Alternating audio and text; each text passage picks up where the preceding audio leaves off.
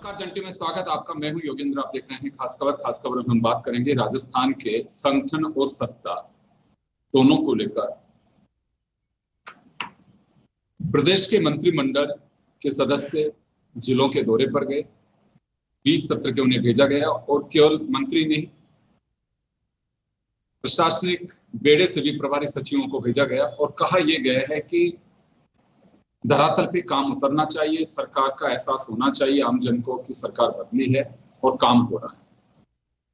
कितना कारगर होगा, कैसे होगा, ये देखने वाली बात है, लेकिन फिलहाल सरकार उस मोड पे है ताकि एक मैसेज दे सके। दूसरी तरफ संगठन ने भी एक मैसेज दिया है। सैटरडे को जब इनकी बैठक थी कि अजय राजस्थान और बजट का उसमें जिक्र किया गया, कार्यकारिणी और सरकार के बीच की धुरी बने, काम को धरातल पर लेकर के जाएं। तो चले आज हम जर्नलिस्टिक नजरिए से देखेंगे कि संगठन और सत्ता दोनों अजय राजस्थान को लेकर आगे बढ़ने की सोच रहे हैं। रूट सही है, मनसा भी सही होगी, लेकिन क्या इस तरह पहले भी कुछ उदाहरण सामने आए हैं या प्रयोग राजनीतिक दलों की ओर से किए जा चुके हैं? हमारे साथ ओम सैनी साहब हैं, वरिष्ठ पत्रकार राजीव जैन साहब हैं और श्याम सुंदर शर्मा साहब हैं। सभी सीनियर जर्नलिस्ट हैं और आज इन्हीं से समझने की कोशिश करेंगे कि इसके क्या मायने हैं। या अजय राजस्थान की जो बात की जा रही है कि एक बार सरकार आती है, एक बार जाती है, अब उसे स्थायी रूप से तय की जाए और सरकार एक जवाबदेही के रूप में जनता के बीच जाए। ओम जी, आपके पास में आना चाहूंगा। मैं लंबा एक्सपीरियंस है, पिछले कुछ सालों से तो मैनिफेस्टो को अपना एक विजन डॉक्यूमेंट बनाने लग गई है गवर्नमेंट। इससे बहुत अच्छी बात है कि मानना चाहिए कि हमने जो वादे किए हैं उसको धरातल पे भी उतारना है। अभी भजनलाल सरकार के 2 दिन पहले भी मंत्रियों को भेजा जा चुका है, लेकिन अभी बजट के सत्र के दरमियान भेज करके और अधिकारियों से टो लेने की और उसके साथ ही ये बताने की कोशिश की गई है कि सरकार की मंशा ये है कि चाहे बजट हो, चाहे दूसरी योजना हो, या फिर जो आदेश आते हैं वो आमजन के लिए होते हैं और जनता तक ठीक से पहुंचने चाहिए। पहले ऐसे कुछ उदाहरण या कुछ इस तरह की बातें देखी हैं? बिल्कुल देखिए, ये मुझे याद आते हैं भैरव सिंह जी शेखावत इस बात पर। जब कांग्रेस के जो पारंपरिक जिस तरीके के बजट पेश किए जाते थे, बात होती थी, उसके बाद में जब सरकारें बदली हैं और विपक्ष का शासन राजस्थान में आया, तो भैरव सिंह जी ने जिस तरह का बजट बनाया, उसका नतीजा ये हुआ कि हमारे यहाँ जो घाटे का बजट वाला सिलसिला स्टार्ट हुआ, करीब 53,000 करोड़ रुपया घाटा वाला सिलसिला बना। जब भैरव सिंह जी गए तो अशोक गहलोत आए तो उन्होंने बड़ी आलोचना की, लेकिन जब उनको जनता के बीच जाने और जनता के काम करने का सिलसिला बना तो वो जो घाटा था वो दुगना हो गया। तो ये कुछ बातें ऐसी हैं कि आप उनमें समन्वय बिठा पाना बहुत मुश्किल काम है।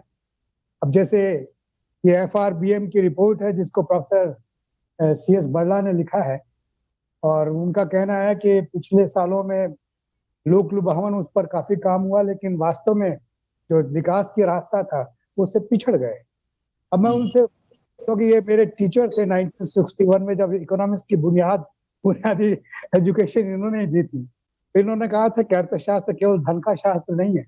रॉबिन्स और मार्शल के मुताबिक ये वेलफेयर का, पब्लिक वेलफेयर का वो है कि धन इसलिए है इस तरीके से खर्च हो कि उससे पब्लिक वेलफेयर बढ़ता हो और साथ साथ में विकास का रास्ता भी खुलता हो, इस तरह की बात।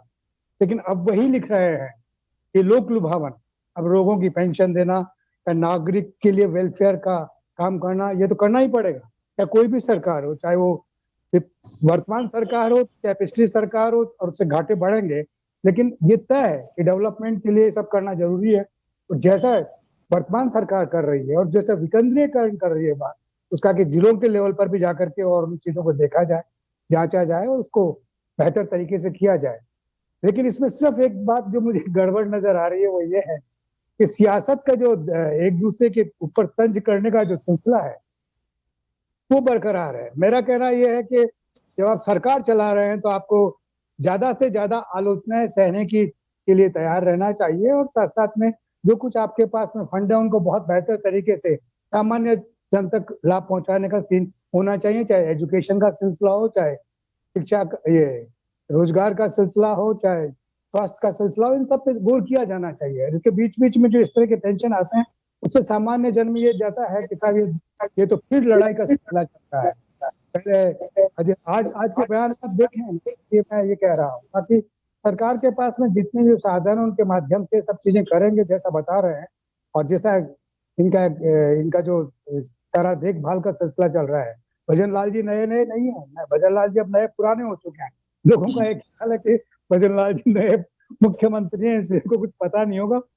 जब आप कुर्सी पे बैठ जाते हैं उसके बाद में तो सारे घोड़ों की जो रकाब है वो आपके हाथ में होती है, लगाम जैसे कहना चाहिए, और पैर आपके कसे हुए होते हैं, वो दौड़ेंगे निश्चित रूप से। लेकिन अब वो कितना, लेकिन अगर उसका वेलफेयर वाला जो सिलसिला है, जो FRBM की रिपोर्ट है उसके मुताबिक अगर आपने करने का काम किया तो बड़ा गड़बड़ हो जाएगा। आपको लोगों के सामान्य सुख के लिए ही काम करना चाहिए, नागरिकों को ज्यादा से ज्यादा लाभ मिले, ये सब काम करना चाहिए। ये मेरा ख्याल है कि मैसेज दिया जाना चाहिए इस विकेंद्रीकरण के साथ। तो जिलों की देखभाल करने जो नेता गए हैं, और उनसे कहा जाना चाहिए कि आप अपनी जुबान को कुछ मीठी बना करके बोलिए, ऐसा ना कीजिए कि काम करने से पहले ही अड़चने पैदा हो जाए। जी राजीव जी, आपके पास मैं आना चाहूंगा। कड़ी से कड़ी जो देखिए आप, पिछले कुछ दिनों पहले प्रभारी सचिवों को और कलेक्टर्स को कहा गया था कि गांव में जाकर के आप रात्रि चौपाल लगाएंगे और वहां रुक करके जनता की समस्या से रूबरू होंगे।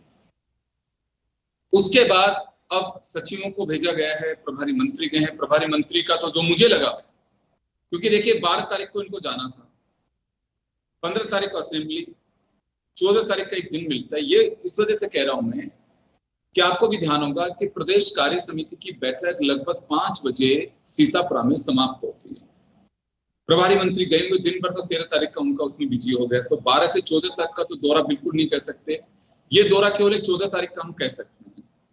और 14 तारीख के दौरे में भी आप अधिकारियों के कलेक्ट्रेट में जाके बैठक लेकर के प्रेस ब्रीफिंग करके उसके बाद में रवाना भी हो गए। कई मंत्रियों के तो जवाब थे आज। तो ऐसे में क्या लगता आपको कि धरातल को वास्तव में तय तक पहचानना है आपको, और अगर यही टो लेने गए थे तो आपके पास में तो आपके बूथ स्तर के कार्यकर्ता हैं, आप उन्हीं की रिपोर्ट को आधार बनाइए।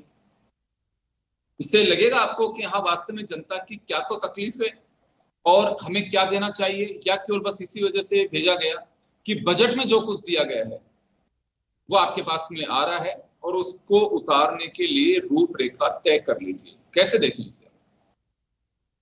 देखिए योगेंद्र जी, जिस तरीके से आप कह रहे हैं कि बूथ स्तर या निचले स्तर तक इनके कार्यकर्ता होते हैं, लेकिन ये दुर्भाग्य है पिछले 20-25 सालों से जो भी पार्टी सत्ता में रहती है तो वो सत्ता सर्वोपरि हो जाती है और संगठन कहीं ना कहीं बुला दिए जाते हैं, और जो निचले स्तर के कार्यकर्ता उनको भी बुला दिया जाता है। उनकी आम शिकायतें रहती हैं कि हमारी सुनवाई सरकार में नहीं हो रही। तभी तो हम देख रहे हैं कि राजस्थान में हर 5 साल में सरकारें बदल जाती है। सरकारें क्यों बदलती है? सरकारें तो काम तो अच्छा करती हैं, योजनाएं अच्छी लाती हैं, लेकिन कार्यकर्ता नाराज हो जाता है, क्योंकि जब जो लोग पहले संगठन में होते हैं, सत्ता में बैठ जाते हैं, तो वो संगठन को दोयम दर्जे का समझने लग जाते हैं। पिछले जो 5 बार से जो सरकारें बदल रही है हर 5 साल में, उनके मूल में जाए तो ये एक बड़ा कारण है, लेकिन राजनीतिक दल इसको मानते ही नहीं है। वो जब सत्ता में बैठ जाते हैं वो ये सोचते हैं कि हमें तो कोई हरा ही नहीं सकता। जब तक अंतिम परिणाम आ जाता है तब वो मानते हैं कि हाँ हम तो हार गए, जबकि उससे पहले उनको लगता है कि हम तो जीतेंगे और हम तो सत्ता में आएंगे, हमने बड़ा अच्छा काम किया है।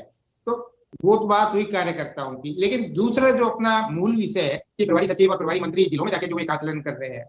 एक बजट दिया सरकार ने, अब बजट में कई तरीके की घोषणाएं थी, जिला स्तर पे भी बहुत से कामों की घोषणाएं की गई हैं, तो उनको किस तरीके से क्रियान्वयन करना है। लेकिन एक इसमें बड़ी चीज ये भी योगेंद्र जी, अभी पूरा बजट तो पास हुआ नहीं है, इसमें संशोधन भी हो सकता है। आप देखिए वित्त और विनियोग विधेयक जब आते हैं तब भी सरकार कई बड़ी घोषणाएं करती है। जैसे पिछली बार ही हमने देखा बजट में जिलों की घोषणा नहीं थी, लेकिन वो बाद में जो वित्त विधेयक और विनियोग विधेयक पेश किए। राजीव जी बजट से काफी उत्साहित है सरकार, तो अति उत्साह में कहूँ इस कदम को थोड़ा सा रुका भी जा सकता था सरकार को, ताकि बारिश में क्या तबाही हुई है, कहाँ कमी रही है, उसका भी एक जानकारी मिलती। हाँ नहीं, पूरा कर सकते हैं। जैसे 29 जुलाई या 27 जुलाई तक पूरा बजट पास हो जाएगा, उसके पास सरकार के पास और विभागीय सचिवों के पास, मंत्रियों के पास ये काम हो सकता है कि वो पूर्ण बजट पास होने के बाद जिलों में जाएं, वहां का आकलन करें, जो बजट में चीजें घोषित की गई हैं उनके क्रियान्वयन कैसे होगा जमीनी स्तर पर। कि सबसे बड़ी चीज यही होती है योगेंद्र जी, जमीनी स्तर जो सरकारें बजट तो दे देती हैं, पिछले 25 साल का ट्रैक रिकॉर्ड है, 80% घोषणाएं जनवरी फरवरी मार्च में जाके पूरी जब नया बजट आने की तैयारी होती है उस दौरान पूरी की जाती है, तो खाना पूरी जैसा ही होता है। तो लेकिन ये सरकार यदि अभी से करे बहुत अच्छी बात है, जनता को इससे लाभ मिलेगा कि चीजें हैं जो बजट सैंक्शन है, जिनकी वित्तीय स्वीकृतियां हैं, जहाँ टेंडर निकलने हैं, आधारभूत ढांचे के ये काफी बड़ी घोषणाएं हुई है। जैसे उदाहरण के रूप में हम ले लें जयपुर शहर, या काफी फ्लाईओवर बनेंगे, या जिस तरीके की चीजें एलिवेटेड रोड है, इन सब का जो डीपीआर बनना है, ये सब चीजें यदि शुरू हो जाती हैं काम अगस्त के शुरुआत में ही, क्योंकि 27 जुलाई तक तो बजट पास होगा, उसके बाद ही ये सब चीजें प्रक्रियाधीन होंगी, टेंडर निकलेंगे, किसको डीपीआर देना है, फिजिबिलिटी रिपोर्ट क्या है, ये सब चीजें आकलन बहुत अच्छी बात है अगस्त से ही शुरू कर देती है सरकार ने। लेकिन आमतौर पर ये देखा गया है पिछले 25 साल का हम वो देखें बैकअप, तो सरकारों में बजट पास कर दिया जाता है, ढिलाई बढ़ती जाती है, सरकारी स्तर पे प्रशासनिक मशीनरी सोचती है कि वित्त विभाग जब मंजूरी देगा तब उसके टेंडर निकालेंगे, तो वो अमूमन फरवरी जनवरी वाला महीना आ जाता है, तब तक 1 साल निकल जाता है, सरकार पीछे चली जाती है। लेकिन यदि अभी शुरुआत से ये सरकार ये चाहे, और हो भी सकता है, इसमें कोई नहीं, एक इच्छा शक्ति की वो है, ये सरकार की इच्छा शक्ति है, वित्त मंत्री कितने कठोरता से इस चीज का पालन करवाए, तो उन सब चीजों पे डिपेंड करता है। यदि इस तरीके की कठोरता बरती गई, वित्त विभाग शुरुआत से सचेत रहा, जो अलग अलग मंत्रालयों का विभागों का जो बजट का है सैंक्शन, जिन चीजों की घोषणाएं हुई, जिन योजनाओं की, या जो कल्याणकारी योजनाएं सरकार चलाएगी सामाजिक सुरक्षा के क्षेत्र में, जैसे भी ओम जी बताया रहे थे कि सामाजिक सुरक्षा बहुत जरूरी भी है, तो उनकी जो सैंक्शन है, जहाँ जैसे किसी की पेंशन है, बुढ़ापा पेंशन है, विधवा पेंशन है, बहुत तरीके की सरकारी पेंशन होती है, उनमें जो वो है अगस्त में जो उनकी स्वीकृतियां निकल जाए तो आम आदमी को उससे राहत मिलेगी। यानी कि एक बात तो ये कही जाएगी कि मॉनिटरिंग आसानी से की जा सकती है। अगर अब सबसे बड़ी बात ये आती है सर, अभी एक सियासी गलियारों में, क्या प्रशासनिक गलियारों में भी चर्चा की अगस्त के फर्स्ट वीक में तो आपकी लिस्ट ही आ जाएगी विधानसभा के बाद। वो एक अलग चीज है, लिस्ट आए, अधिकारी बदलते रहे, करते रहे, लेकिन विभाग की योजनाएं जो मंजूर हुई है या बजट में जिनकी घोषणा हुई है उनकी क्रियान्विति तो वित्त विभाग के जरिए स्वीकृति जारी होने के बाद होगी, वो विभागीय स्तर पे लागू होंगी, उनके नियम उपनियम बनते हैं, ये सब चीजें एक प्रक्रियाधीन है। लेकिन इन सब चीजों पे तेजी से शुरुआत से ही काम हो, सेक्रेटरी है तो सेक्रेटरी एक विभाग से दूसरे विभाग में चला जाएगा, संभाल लेगा, सब अनुभवी अधिकारी होंगे, प्रमुख सचिव, और उनका 25-30 साल का एक सर्विस का कैरियर है, तो वो जहां तक हर विभाग की जानकारी भी रखते हैं। जिलों के प्रभारी जो बनाए गए हैं सचिव, वो जिलों में जाते हैं, तो जिलों में जिला कलेक्टर रह चुके होते हैं, तो उनको वो सब चीजें एक अनुभव के आधार पे मैं ये कह सकता हूँ कि उनको ये सारा ज्ञान होता है कि वहाँ क्या समस्या है, यदि ये इस जिले के लिए ये योजना मंजूर हुई है, ये काम मंजूर हुआ है, तो इसको किस रूप में तुरंत। तो एक लिहाज से हम ये कह सकते हैं कि इस तरह के दौरे हैं व्यर्थ के नहीं है, कुछ ना कुछ इससे एक धुरी या सरकार जो योगेंद्र जी, ये कि जिला स्तर की जो मशीनरी होती है वो कहीं एक्टिव होती है, उसमें गति आती है जी, एक फायदा तो ये भी मिलता है। बिल्कुल श्याम जी, आपके पास में आना चाहूंगा मैं, इन दौरों को किस तरह से देखा जाए, क्योंकि एक चर्चा यह है कि अजय राजस्थान 2028 और 29 उस चुनाव के लिए बीजेपी की कसरत है ये, क्योंकि ये इस वजह से मैं कह रहा हूं, जब प्रदेश कार्य समिति हो रही थी तो तमाम नेताओं ने यही कहा कि हमें बैठना नहीं है, विकास के एजेंडे पे आगे बढ़ना है। आगे बढ़ने का मतलब देखिए मोटिव चुनाव तक जाने का होता है। देखिए योगेंद्र जी, जब आपके पास 70,000 करोड़ का राजकोषीय घाटा हो तो ऐसी स्थिति में आप कैसे विकास कर पाएंगे? इसके लिए तो आपको ऋण लेना पड़ेगा, उसको पाटने के लिए। आप बार बार जो कहते हैं कि देखिएगा ये सरकार तो गरीबों के लिए घाटा तो ज्यादा है, 70,000 करोड़ तो एडिशनल इस बजट को पूरा करने के लिए चाहिए। नहीं, वो तो मैं कह रहा हूँ जो इन्होंने जो डिक्लेयर किया उसकी बात कह रहा हूँ मैं, तो जो सामने लाए। लेकिन मैं आप बार बार जो बातें आ रही है निकल के कि हम मंत्री जा रहे आ रहे हैं, उससे तो कोई फर्क नहीं। 50 जिले हैं, मंत्री आपके पास कितने से पहुंच ही नहीं पा रहे पूरे मंत्री। आप एमएलए जाकर के, अगर केकड़ी में जाकर के एमएलए करता है प्रेस कॉन्फ्रेंस, आपके पास आप करो तो सही तरीके से बात, किसी एमएलए को जिम्मेदारी भी दो तो सारी तरीके। अब एमएलए, अब आपने बजट पारित ही नहीं किया, उसके पहले कह दिया जाओ बजट का प्रचार प्रसार करने तो जा सकते हो, बजट को लागू करने के लिए तो आपको बजट पारित कराना पड़ेगा विधानसभा से, उससे पहले लागू नहीं हो सकता। तो ये देखिए जिस प्रकार से छींटाकशी आज मैं देख रहा था, गोविंद सिंह डोटासरा बड़ा अच्छा छींटाकशी कर रहे थे कि आपने बजट पारित ही नहीं किया, उसके पहले मंत्री को क्यों भेज दिया वहां पर, और मंत्री को अधिकारी करें भाई बजट तो पारित करा के लाओ, जब भी तो हम धरातल पे उतार पाएंगे। तो देखिए मजाकिले स्टाइल में जिस प्रकार की बातें हो रही है, कार्यकारिणी की बैठक में किस बात की बात करते हो, सरकार किस तरह की बातें करेगी, किस तरह की नहीं करेगी। अब बहुत सारी चीजें जो देखिएगा मुख्यमंत्री और वित्त मंत्री के बीच में जिस तरह का समन्वय होना चाहिए वो है क्या, नहीं है। आप प्रेस कॉन्फ्रेंस आप करते हो, बजट भाषण पढ़ती है वित्त मंत्री, तो वित्त मंत्री को खुला रूप से काम तो करने दो, अपनी बात तो कहना, उसको बाद में प्रेस कॉन्फ्रेंस करनी पड़ती है। तो इसलिए इसका लगता है कि देखिएगा कि मन से नहीं बनी वो वित्त मंत्री, मतलब मुख्यमंत्री नहीं बनाना चाहते थे वित्त मंत्री, वो तो बनी तो कहाँ से बनी, फिर ये प्रश्न चिन्ह खड़ा हो जाता है हर बात को लेकर के। मैं फिर कह रहा हूँ देखिएगा जिस प्रकार की स्थितियां हैं, ट्रेजरी के पास पैसा नहीं है, योगेंद्र जी आप मान के चलेंगे कि पैसा नहीं है, तो ऐसी स्थिति में आपको 31 तारीख के पहले अगर बजट पारित नहीं करोगे तो पैसा आएगा भी नहीं। तो ऐसी स्थिति में हमको 31 तारीख से पहले बजट तो पारित करना पड़ेगा। अब हम देखिएगा अभी तक केंद्र का बजट आया नहीं, 23 तारीख को बजट आएगा। जब अंतिम जब स्टेज आएगी बजट पारित होने की, आप देखेंगे इसमें परिवर्तन आ जाएगा बहुत सारे बजट में, क्योंकि एलोकेशन आपको मिलेगा, उसके आधार पर बहुत सारी चीजें परिवर्तित करोगे। तो निश्चित तौर पे जिस प्रकार की बातें कह रहे हो, देखिए कहना बहुत आसान होता है। देखिए कि मैं तो शांति धारीवाल को आज सुन रहा था कि आप गौ माता की बात करते हो, ऋण देने की बात करते हो, कत्ल खाने चलवाते हो, और फिर देखिए उन्होंने एक मंत्री, केंद्रीय मंत्री का पत्र दिखा दिया, बोल नहीं पा रहे थे। अब आज फ्लोर मैनेजमेंट इतना कमजोर, मुझे तो नहीं लगा कि इस तरह, अगर आप बोलने नहीं दे रहे हो किसी को, मंत्रियों की जरूरत क्या है, संसदीय कार्य मंत्री, कभी खाद्य आपूर्ति मंत्री, कभी कोई मंत्री, इनके भी देखिएगा अशोक गहलोत के 13 लोग होते थे ना वरिष्ठ, नहीं बोलते थे, इनके भी बहुत सारे वरिष्ठ बैठे हैं, उनके अंदर गिलानी है, हम नहीं बने उनको बनाया, बोलते नहीं है। तो इसका मतलब है कि देखिएगा जिस प्रकार की आपको तो बैठ करके यहाँ बात करने की जरूरत है। आप प्रदेश कार्य समिति की बैठक की बात कर रहे थे, प्रदेश कार्य समिति में मुख्यमंत्री ने जो चौंकाने वाली बात कही, सबको अचंभा लगा। मतलब आप क्यों कहना चाहते हो, कह रहे नहीं कार्यकर्ता सब बनेंगे, मेरे को भी पता नहीं था मेरा नाम डिक्लेयर किया जा रहा है। तो ये सब कुछ कह करके किस तरह की बातें करना चाहते हो, मुझे नहीं पता पड़ रहा। मुख्यमंत्री का अरे योगेंद्र जी, मेरा कह योगेंद्र जी, मुख्यमंत्री का कैडर बहुत बड़ा होता है, 40,000 लोगों को पद दे सकते हो, देो ना, आप मना कौन कर रहा है आपको। इसका मतलब है कि आपकी अभी तक कार्य योजना जो बननी चाहिए वो नहीं बन पा रही है। इसलिए मैं कह सकता हूँ जिस धरातल पे जो बात करनी चाहिए वो नहीं हो पा रही है। आप जिस तरह बार बार जो छींटाकशी कर रहे हैं, वरिष्ठ लोग हैं कांग्रेस के, वो जानते हैं किस प्रकार। शांति धारीवाल ने कहा ना कि मंत्री जी आपने घोषणा तो कर दी ध्यान आकर्षण में, आप कर पाओगे क्या ऐसे रसूखदार लोगों के खिलाफ। और देखिए वो सामने बैठी हुई थी जिनके खिलाफ कार्रवाई करनी है, तो देखिए घबराए नहीं। शांति धारीवाल ने कहा आपका चेहरा बहुत अच्छा लगता है, बहुत आप बैठी रहती तो मुझे सुकून मिलता है। तो इस तरह की बातें शांति धारीवाल ने कहा कि मैंने भी 99 में कब्जा लिया था और बहुत सारी चीज करनी चाहिए थी, और जो जेडीए का नाम पहले आना चाहिए था पोलो क्लब और उसके गोल्फ क्लब के आगे, नहीं लगा पाए कि चले गए सुप्रीम कोर्ट में, चले गए। वो कह रहे हैं मंत्री कह रहे खंडपीठ की घोषणा को लागू नहीं करा पाए, सुप्रीम कोर्ट में चले गए, बहुत सारी लिटिगेशन लगी हुई है।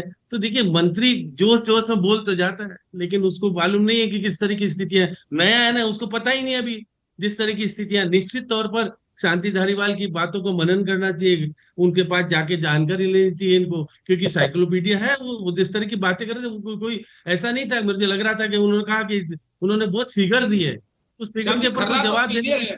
पॉलिटिक्स में काफी सीनियर है खर्रा। अरे खर्रा के पिताजी के साथ क्या है शांति धारीवाल जी, खर्रा कहाँ सीनियर है, शांति धारीवाल उनके पिताजी के साथ क्या है।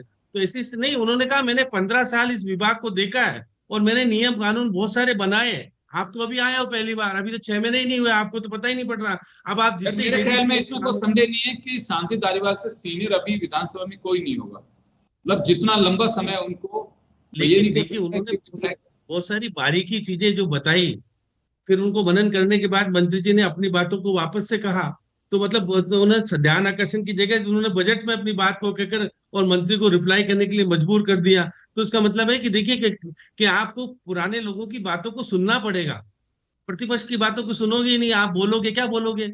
अरे आप कम से कम उनकी बात, उनको तो बोलने का अधिकार, आप बोलने दीजिए। सरकार की जितनी कमियां अगर विधानसभा में आएगी उसको सुधार करने का मौका मिलेगा। ये नए नए लोग आ गए, उनको पता ही नहीं, ओम जी को भी पता है, राजीव जी को पता है किस तरह का पुरानी विधानसभा में बहस होती थी और किस तरह की बातें सामने निकल के आती थी। अब तो विधानसभा के अध्यक्ष कैसे बिहेव करते मुझे नहीं पता, मैं कार्रवाई कर दूंगा, मैं बाहर निकाल दूंगा। अरे आप विधानसभा के अध्यक्ष हो, आपकी गरिमा को तो बना के रखो, इस तरह का नहीं चलता। आप देखिए कुछ चीजों को सीखना पड़ेगा। आप बन गए विधानसभा अध्यक्ष, उसकी गरिमा के अनुरूप, नियम कानून कायदे के अनुरूप प्यार से सब कुछ कहकर के बोलना पड़ेगा। ऐसा नहीं हट हट जाइए, तो रोहित बोरा के खिलाफ पता नहीं क्या होता है, कुछ लोगों के खिलाफ तो मैं बाहर कर दूंगा। अरे बाहर कर तो दोगे, ये संविधान में आपको अधिकार इसलिए नहीं दिया है, बाहर कर दोगे। प्रतिपक्ष को बोलने का है तो बोलने दिए, उनको कुछ को बोलने देना है तो बोलने देंगे, बाकी बोलने। ये सब चीजें मैं देख रहा, विधानसभा की गरिमा जो होती थी, जिस प्रकार की होती थी, वो क्यों गिर रही है। मुख्यमंत्री जी फिर वही, जैसे अशोक गहलोत नहीं आते थे, वसुंधरा जी नहीं आती थी, ये भी मुख्यमंत्री जी भी गायब होने लग गए। अरे हाउस में देखो, बैठो करो, हाउस में नहीं रहो तो अपने चैम्बर में बैठ करके यहाँ की चीजों को सुनो, तो अधिकारी भी आपको सतर्कता देंगे, मंत्री भी साथ रहेंगे। ये सब चीजें सीखने सिखाने का जो सिलसिला पहले होता था, मुझे लगता है कि नहीं हो रहा है, और पुराने लोगों को नहीं बनाया तो पुराने लोग तो फिर देखेगा आपकी सहयोग करने के बजाय कहीं ना कहीं पंचर करने का काम। ध्यान आकर्षण किसका था? देखिएगा कालीचरण सराफ का था। दूसरा ध्यान आकर्षण किसका था? जेठानंद व्यास का।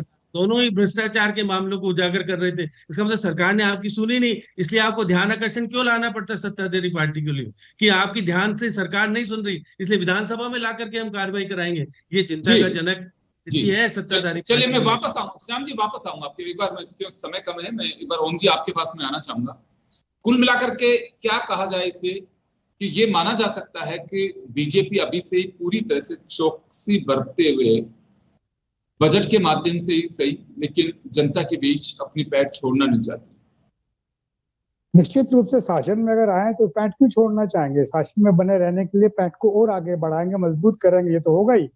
लेकिन साथ साथ में उसकी जो एक जैसा सिलसिला होना चाहिए। देखिए विकेंद्रीकरण तो नजर आता है कि राज्य में आप कहाँ तक जो बात बोल रहे हैं कि अभी आप 2 दिन में ही सबको बाहर भेज दिया, जाकर के देखिए क्या क्या हमने घोषणा की है, कैसे कैसे चल रहा है, काम चल रहा है, हो रहा है या नहीं हो रहा, कार्यकर्ता क्या कर रहे हैं, ये सब तो किया आपने।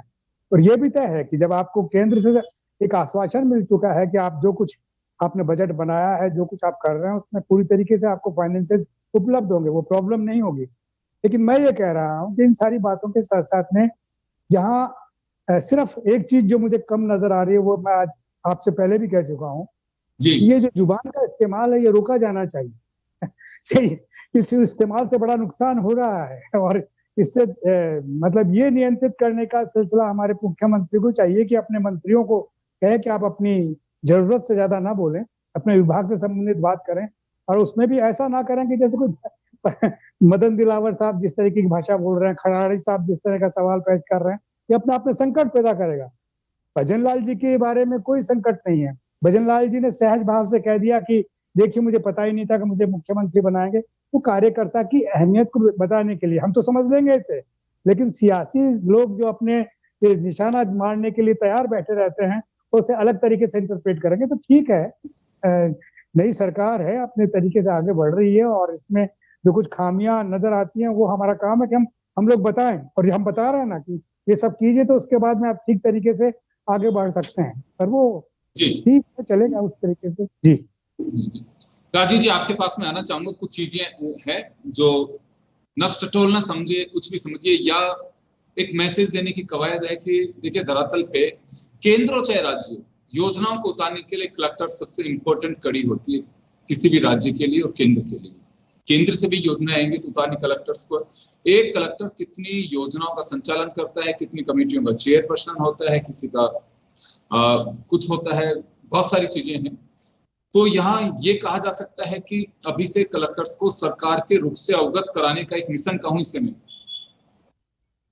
हाँ देखिए, एक तो तरीका ये भी है, सरकार ने सोचा होगा कि कलेक्टरों को मतलब जो सारी योजनाएं, लेकिन ये योगेंद्र जी एक दुर्भाग्य है, ये बहुत पुरानी बहस है, 20, 25, 30 सालों से मैं सुनता आ रहा हूँ कि कलेक्टर पर बहुत ओवरबर्डन होता है। वो इतने सारी चीजों का वो उसको करना है, वो कोई जिले में 45 या 47 समितियां होती है, उसका चेयरमैन होता है, आए दिन उसको बैठकें करनी पड़ती है, केंद्र की और राज्य सरकार की योजनाएं भी उसको लागू करनी होती है। इस बीच में कोई जो राष्ट्रीय अभियान चलते हैं, जिस तरीके जैसे चुनाव होना, अब जनगणना भी मेरे ख्याल से 1-2 साल बाद शुरू हो जाएगी, उसका प्रारूप बनाना, वो सारा काम जिला कलेक्टर के माथे होता है। लेकिन सरकारों को ऐसा मैकेनिज्म डेवलप करना चाहिए कि जो उसकी योजना है वो किस तरीके से लागू हो, कलेक्टरों पर इतना भार नहीं रहे, कलेक्टर सिर्फ मॉनिटरिंग करे, अपनी जो बजट घोषणाएं होती हैं, डेवलपमेंट के जो काम होते हैं, उनके लिए एक अलग से अधिकारी की नियुक्ति हो कि वो ये इन सब चीजों को देखे। कलेक्टर तो बहुत मतलब इतना व्यस्त अधिकारी होता है जिले का कि आप वहां कलेक्टर के यहाँ जाओ तो मिलने का उसको फुर्सत नहीं होती। वो यही कहता है आए दिन कोई सी मीटिंग है, आए दिन किसी की मीटिंग है, आए दिन कौन से मंत्री जी का दौरा है, ये है वो, मतलब बहुत सारी चीजें होती है। लेकिन यदि सरकार सही तरीके से धरातल पे काम करना चाहती है तो उसको ये चाहिए कि इस तरीके का मैकेनिज्म डेवलप हो जाए, राज्य स्तर से ही हो, राजधानी से हो, कि जो उसकी बजटीय घोषणाएं, मैं सिर्फ बजटीय घोषणाओं की बात कर रहा हूँ। श्याम जी तो विषयांतर हो गए थे, वो विधानसभा की कार्रवाई, उस पर अलग से बहस कर लेंगे कभी। लेकिन जो बजट वाली चीज है, आज का अपना जो मुद्दा है विषय का, तो उसको लागू करना। अब सरकार ने घोषणाएं तो खूब कर दी, हर सरकार करती है। अब जब बजट पास होगा उस दिन भी बहुत घोषणाएं होंगी, हो सकता है और कोई नई योजना आ जाए, तब तक केंद्र का भी बजट आ जाएगा तो उसका समाहित कर लेगी सरकार। तो पूरा एक ढांचा जो बने, वो राज्य स्तर पे एक समिति बना ले सरकार, मंत्रियों की एक समिति बना ले कि उसको किस रूप में लागू करना है। आपको याद होगा विपक्ष के नेता एक जमाने में गुलाब चंद कटारिया थे, आज तक 10-15 साल पुरानी बात है, उन्होंने एक विचार रखा था कि जो बजट हम बनाते हैं, हर जिले का एक अलग अलग बजट बना के उसकी वहां की हिसाब से योजनाएं बनाए, वहां का जो आधारभूत ढांचा मजबूत करना है उस जिले के हिसाब से करें। लेकिन वो बात की बात रह गई, उस पर अमल नहीं हुआ। लेकिन एक नवाचार भी हो सकता था। लेकिन अब ठीक है, सरकार की इच्छा जिस तरीके से करे, बजट दिया है और हम तो ये उम्मीद करते हैं कि बजट की जो घोषणाएं हैं वो पूरी हो और आम जनता को राहत मिले। जी योगेंद्र। चले श्याम जी, 30 सेकंड का वक्त है, समय थोड़ा कम है, मैं माफी चाहूंगा। देखिए, बजट मंत्रियों के दौरे का जो मकसद था वो यही था कि अब बजट जो आया है उस बजट के लिए सरकार का मकसद और जो मिशन है उससे कलेक्टर्स को, नीचे तबके के प्रशासन को अलर्ट कर दिया जाए कि गवर्नमेंट की इच्छा ये है, और उसी के कारण से भेजा गया था। अब यहाँ बात ये उठती है कि मिशन, आपने पहले सवाल खड़ा किया कि क्या बजट पारित होने से पहले मिशन पूरा कर दिया जाएगा, लेकिन आज नहीं तो कल होगा। कुछ योजनाएं भी रहेंगी, जो योजनाएं अनाउंस हो चुकी है वो तो तय मान के चलिए कि विड्रॉ नहीं होंगी, उससे एडिशनली होंगी जो कुछ होंगी, तो एक बार उससे रूबरू कराने का एक कवायद थी। और क्या ये माना जा सकता है कि सरकार अभी से ही, जैसे मैंने पहले भी कहा कि भजन लाल ने अपनी कार्य समिति की जो बैठक थी उसमें कहा था कि कार्यकर्ता ही प्रशासन और जनता के बीच की दूरी होगा, उसे साबित करने की कवायद है। योगेंद्र जी, जब मुख्यमंत्री जी बजट के बाद अधिकारियों से बैठक कर रहे थे, कलेक्टर से कॉन्फ्रेंसिंग कर रहे थे, उस वक्त वित्त मंत्री मौजूद नहीं थी। आप बताइए किस तरह का तालमेल है। अगर वित्त मंत्री नहीं है तो आप किस तरह से करोगे तालमेल।